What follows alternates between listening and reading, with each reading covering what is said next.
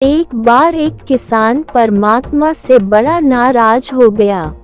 कभी बाढ़ आ जाए, कभी सूखा पड़ जाए, कभी धूप बहुत तेज हो जाए तो कभी ओले पड़ जाए।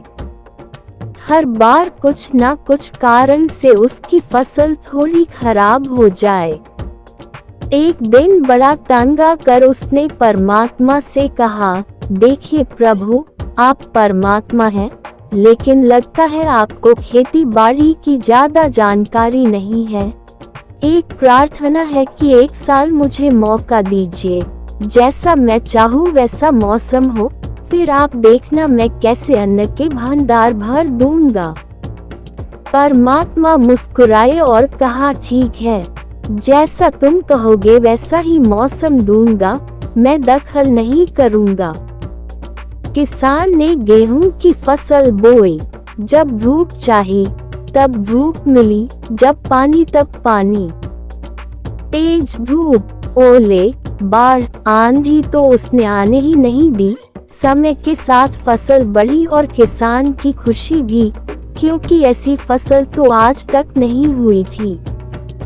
किसान ने मन ही मन सोचा, अब पता चलेगा परमात्मा को कि फसल कैसे करते हैं। बेकार ही इतने बरस हम किसानों को परेशान करते रहे। फसल काटने का समय भी आया। किसान बड़े गर्व से फसल काटने गया, लेकिन जैसे ही फसल काटने लगा, एकदम से छाती पर हाथ रखकर बैठ गया।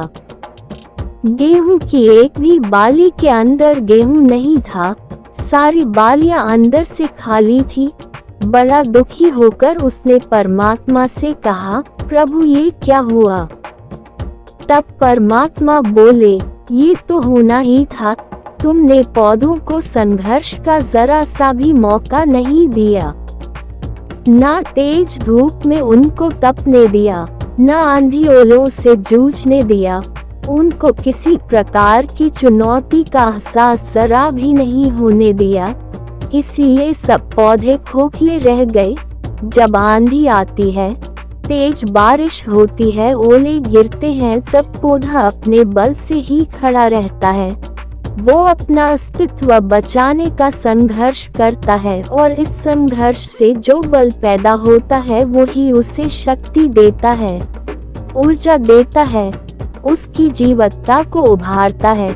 सोने को भी कुंदन बनने के लिए आग में तपने, हथौड़ी से पिटने, गलने जैसी चुनौतियों से गुजरना पड़ता है, तभी उसकी स्वर्णिम आभा उभरती है, उसे अनमोल बनाती है।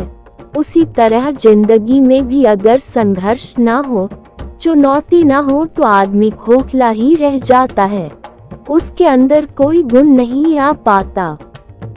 ये चुनौतियां ही हैं जो आदमी रूपी तलवार को धार देती हैं, उसे सशक्त और प्रखर बनाती हैं।